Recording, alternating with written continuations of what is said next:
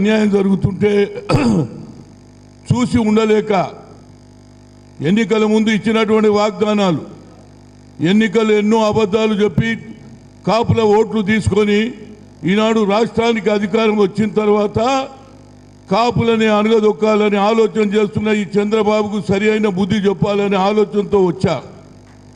మిత్రులారా, నా ఉద్దేశం ఏమిటంటే, చాలామంది ఇప్పుడు చెప్తా ఉన్నారు, ఎప్పుడైతే తుని అన్నవరం నడిమిట్లో ఎప్పుడైతే బహిరంగ సభ జరిగి 15 లక్షల పైన జనం వచ్చినటువంటి ఈ జనం ఊరికే రాలే, తరతరాల నుంచి కాపులను అనగదొక్కుతూ ఉంటే ఎన్ని రోజులు మేము వ్యవసాయం చేస్తాం, మా పిల్లలు కూడా చదువుకోవాలి, ఐఏఎస్ ఐపీఎస్ కావాలని, సాఫ్ట్వేర్ ఇంజనీర్ కావాలని, కంప్యూటర్ ఇంజనీర్ కావాలని మా తాతలు వ్యవసాయం చేశారు, మా నానమ్మలు వ్యవసాయం చేశారు.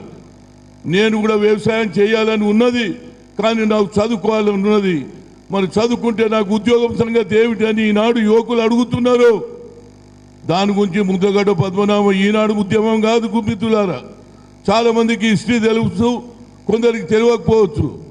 మీ ఈనాడు ఉన్నటువంటి ఆనాడు బ్రిటిష్ పరిపాలనలో కాపులు రిజర్వేషన్లు ఉండేవి, కానీ దేశ స్వాతంత్రం వచ్చిన తర్వాత సంజీవరెడ్డి గారి హయాంలో కాపులను రిజర్వేషన్ నుంచి తప్పించారు. ఆనాటి నుంచి ఈనాడు వరకు కూడా పోరాడుతూనే ఉన్నాడు. ముద్దగడ్డ పద్మనాభం ఇవాళ ఉద్యోగం చేయలే, కాంగ్రెస్లో ఉండే నాయంబడి మంత్రిగా ఉండి రాజీనామా చేసి నిరవధిక నిరాదీక్ష చేసి జీవో 30 తీసుకొచ్చాడు ఆనాడు ఉన్నటువంటి విజయభాస్కర్ రెడ్డి.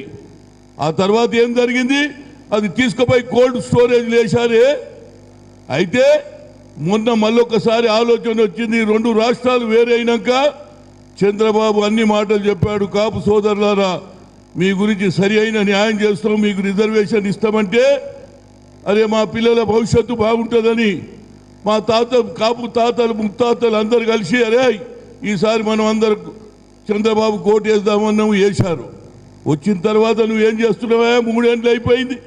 ఒక మీటింగ్ పెట్టుకుంటే ఆ మీటింగ్లో కావాలని అక్కడ ఏది రాజస్థాన్లో కానీ అదేవిధంగా హర్యానాలో కొన్ని కాపులు కానీ గుజర్లు కానీ మా ఉద్యమంలో రైలు పట్టాల మీద కూర్చుని అలవాటు నేర్పించిండ్రు.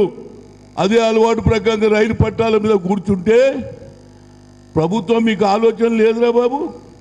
రైలు పట్టాల మీద కూర్చుంటే పోలీసు ఏం చేసింది, రైలు వస్తుంటే దాన్ని ఎక్కడైనా తుని దగ్గరనో పాయకరావుపేట దగ్గర ఎందుకు ఆపలే? కావాలని నువ్వు చేసిన పనితనం, నీ ఆలోచన. ఎట్టి పరిస్థితుల్లో కాపులు ఉద్రేకంగా ఉన్నారు, రాళ్ళు కొడతారు, ధ్వంసం చేస్తారు. ఆ తర్వాత వీళ్ళ మీద కేసులు పెట్టి అనగదొక్కాలని ఆలోచన చంద్రబాబు, నీ ఒక్కరికి ఆలోచన వస్తుందా? ఎక్కడన్నా ఒక బహిరంగ సభ జరిగితే ఒక రోడ్డు మీద మీటింగ్ పెట్టుకుంటే పోలీసు వాళ్ళు ఏం అయ్యా ఇక్కడ మీటింగ్ జరుగుతున్నది, మీరు దయచేసి ఈ ప్రక్కకెళ్ళి పోమని జనం చెప్తారు. మరి రైలుకైతే సిగ్నల్ ఉంటుంది, రైలుకైతే ఇక్కడ రైలు పట్టాల మీద కూర్చుని నువ్వు రైలు ఎందుకు కాపలే? నువ్వేమన్నావు, ఈ దుర్మార్గం ఇక్కడ వాళ్ళు చేయలే, కోస్టల్లో ఉన్నటువంటి చాలా అమాయకులు మంచి వాళ్ళు కేసులు ఎవరి మీద పెట్టినవురా బాబు? అంత కోస్టల్లో ఉన్నటువంటి కాపు నీళ్ళ పెట్టినావు. ఇవాళ వాళ్ళను బాండెడ్ చేస్తా అంటున్నావు, పోలీసులో బౌండెడ్ చేస్తా అంటున్నావు. ఏం తప్పు చేసిండ్రా బాయ్ ముద్రగడ్డ చెప్పు. ఈ దేశంలో నువ్వు పాదయాత్ర చేస్తే ఆనాడు ఉన్నటువంటి కాంగ్రెస్ పార్టీ నీ పాదయాత్రకు మద్దతు ఇచ్చిందా లేదా చెప్పు. నువ్వు కూడా అపోజిషన్లు ఉండి మేము కాంగ్రెస్లో మేము అవకాశం ఇచ్చినవా లేదా? అంతెందుకండి, ఇవాళ అపోజిషన్ లీడర్ అయినట్టు జగన్మోహన్ రెడ్డి ధర్నాలు చేసినా, ఏది నిరవధిక నిరాదీక్ష చేసినా, 3 రోజులు అంగర్ స్ట్రైక్ చేసినా ఆయనకు పర్మిషన్ ఇస్తావెట్లా, మాకు ఇవ్వవెట్లా? అంటే ఈ ప్రజాస్వామ్యంలో 2 రూల్స్ నడుస్తాయి. నిన్నగాక మొన్నను వీళ్ళు ఎన్ని ధర్నాలు చేసినా ఆయనకు అవకాశం ఇస్తావు. ముద్రగడ్డ ఏం తప్పు చేసినా ఆయన కాపు మినిస్టర్ అట, ఆయన పేరు నాకు తెలియదు, ఏం పేరు ఆయన పేరు? హోమ్ మినిస్టర్ పేరు చిన్నరాజప్ప. మిత్రమా, ఇట్లా మాట్లాడకరా బాబు. కాపు కులంతో పైకి వచ్చినావు, నువ్వేమో పెద్ద పిహెచ్డి చేసినావు, నీకు మంత్రి ఇయ్యలే. కాపు వాడు కనుక నీకు ఒక హోమ్ మినిస్టర్ ఇస్తే ఏం మాట్లాడతావురా బాబు? నువ్వు ఉద్యమాలు చేస్తున్నట ఏదో జరిగిపోతుందట. ఏం జరుగుతుందిరా బాబు? ఏం జరుగుతుంది చెప్పు. మరి జగన్మోహన్ రెడ్డి ఇన్ని మీటింగ్లు పెట్టినా ఏ గొడవ కాలేదే. వాళ్ళు ఏమంటున్నారా బాబు? కిర్లంపూడి నుంచి వెళ్తా అమరావతికి వచ్చి ఒక రిప్రజెంటేషన్ ఇస్తా అంటుడు. అంటే మా బాధ ఇంద్రా బాబు, మా కష్టాలు ఇంద్రా బాబు. నీ కొత్త ఉద్యమానికి వచ్చిండా? పాకిస్తాన్ వాళ్ళు కశ్మీరీలా ఏదైతే ఉద్యమం చేస్తేందుకు వచ్చినట్టు వస్తున్నారు వాళ్ళు. ఉగ్రవాదులు మారా బాబు. ఏం చెక్కింగ్ అయ్యాలా? 23, 26 నాడు ఉంటే 144 సెక్షన్ పెడతావు. రోడ్ల మీద ఇవాళ 3-4 వేల మంది పోలీసులు పెడతావు. ఏమిటిది? ఎవడైనా ప్రతి ఒక్క నువ్వు ఐడెంటిటీ కార్డు అడుగుతావు. మేము దొంగలమారా బాబు? మేము గుండాలమా? ఎట్టి పరిస్థితుల్లో ఒకటే నాకు అనిపించింది, ఎవరే కానీ నిరవధిక నిరాహార దీక్ష చేస్తే 3 రోజులు 4 రోజుల తర్వాత డాక్టర్ చెక్ చేస్తుంటాడు, అరే ఈయనది బీపీ డౌన్ అయింది, షుగర్ డౌన్ అయిందని ఆ తర్వాత హాస్పిటల్ తీసుకుపోతారు. ఇదేమి లేదయ్యో, కూసోగానే తీసుకుపోతారు. బా ఏమిరా బాబు తీరి అని నేను అడిగిన ఒక ఆఫీసర్ను, మీరు ఇదేమిటి భార్యతో సమేత కుటుంబ సమేతంగా తలుపులు వలగొట్టి తీసుకుపోయి హాస్పిటల్ వేసిన మా మిత్రుడు హాస్పిటల్లో ఈవెన్ ట్రీట్మెంట్ తీసుకోలే, గ్లూకోజ్ ఎక్కిస్తే వద్దన్నాడు. అది పట్టుదల బాబు, కాపు పట్టుదల. కాపులో ఉన్న ధైర్యాన్ని నువ్వు వీక్ అనుకుంటున్నావు. ఎన్ని రోజులు నువ్వు ఈ నిర్బంధం చేస్తావు? ప్రజాస్వామ్యంలో మాట్లాడే హక్కు ఉన్నది మాకు. ఇది డిక్టేటర్ రాజ్యం కాదు. ఈ ప్రజాస్వామ్యంలో ప్రతి పేదవాడు కూడా తన హక్కు గురించి అడిగే అధికారం ఇచ్చిండు బాబాసాహెబ్ అంబేద్కర్. రాజ్యాంగంలో పొందుపరిచాడు. ఉన్నవాడు లేనివాడి గురించి కూడా మాట్లాడవచ్చు. పెద్దవాడు అయినంత మాత్రాన వాని హక్కు గురించి మాట్లాడే ధైర్యం ఇచ్చిండు. రైట్ టు ఇన్ఫర్మేషన్ యాక్ట్ పెట్టిందే మేము. ఏం జరిగిందో అడిగే హక్కుకు. ఇవాళ నువ్వు ఏం చేస్తున్నావు? ఎవడు ఐడియా ఇస్తున్నావు? ఇవి ఇంకో పని జరిగింది. మన కన్నుతో మననే పొడుచుకోవాలని ఆయన ఎవరు డీజీపీ సాంబశివరావును పెట్టిడా. ఏం ఐడియారా బాబు నీది? అంటే మీరే కొట్టుకోనరా, నేను తమాషా చూస్తానట. ఎందుకు పెట్టినావు? మమ్మల్ని అనగదొక్కాలనా? సాంబశివరావు గారు దయచేసి రూల్ ప్రకారంగా చేయమని కోరుతున్నా. ముఖ్యమంత్రి ఏం చెప్తా చేయకు.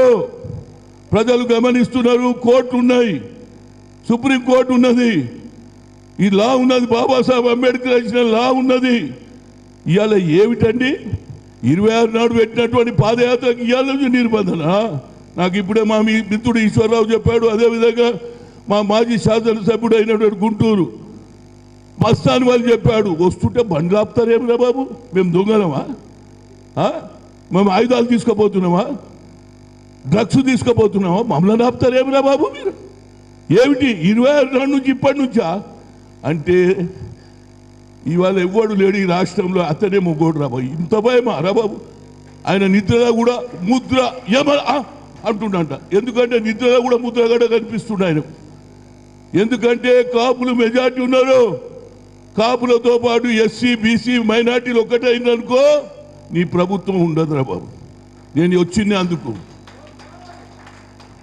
ఈ పక్కకున్నటువంటి భీమవరం పక్కకున్నటువంటి గల్లపాడు అనే గ్రామంలో దేశ స్వాతంత్రం వచ్చి 20 సంవత్సరాలైనా ఈనాడు కూడా ఏది బహిష్కరణ అట, గ్రామ బహిష్కరణ. ఎవర్రా బాబు? రాజుల పాలన ఇది? హరిజనులు రావద్దా? హరిజనులు అన్నం తినొద్దా? హరిజనులు నీళ్లు తాగొద్దా? హరిజనులు ఉప్పు తెచ్చుకోవద్దా? హరిజనులు పప్పు తెచ్చుకోవద్దా? డాక్టర్ దగ్గర పోవద్దా? ఒక డాక్టర్ పాపం ట్రీట్మెంట్ చేస్తే ఆ ఊర్లోకి వెళ్ళి బయటికి వెళ్ళి కొట్టిండని. ఏం ప్రజాస్వామ్యం రా ఇది? దీని గురించి వచ్చినది నువ్వు ఈయన గురించే మాట్లాడతావు. ఈడ నాకేం అర్థం కాలేదు. అన్నిటికంటే ముఖ్యంగా ఏంటంటే స్పెషల్ స్టేటస్ అని అపోజిషన్ పార్టీ కొట్లాడుతుంది. కానీ ఎప్పుడైతే ప్రెసిడెన్షియల్ క్యాండిడేట్ వచ్చిందో ఆడ మాత్రం ఇద్దరు, చంద్రబాబు జగన్ ఇద్దరు ఒకటైంది. వా ఏం తీరిరా బాబు? నాకు అర్థం కాదు. ఏమన్నాడు రామ్నాథ్ కోవింద్? ఏమన్నాడు?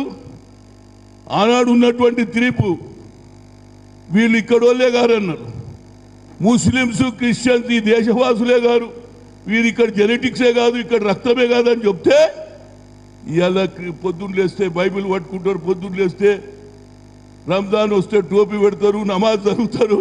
ఇద్దరిని వదిలేసి రామ్నాథ్ కోవింద్కి ఓటేసింది. మీరా కుమార్ ఏం తప్పు చేసిందిరా బాబు? ఈ దేశ స్వాతంత్రం గురించి పోరాడినటువంటి జగ్జీరామ్ కూతురు 5 సార్లు పార్లమెంట్ కలిస్తే ఆమెను ఓడగొడతారు. మరి అడిగిన వారు పోయి కాళ్ళు మొక్కిండ్రు. మీరు అడిగిన వారు స్పెషల్ స్టేటస్ గురించి చలో స్పెషల్ స్టేటస్ ఇస్తున్నారు కాబట్టి నేను మద్దతు ఇచ్చినాను. అదేమి లేదే.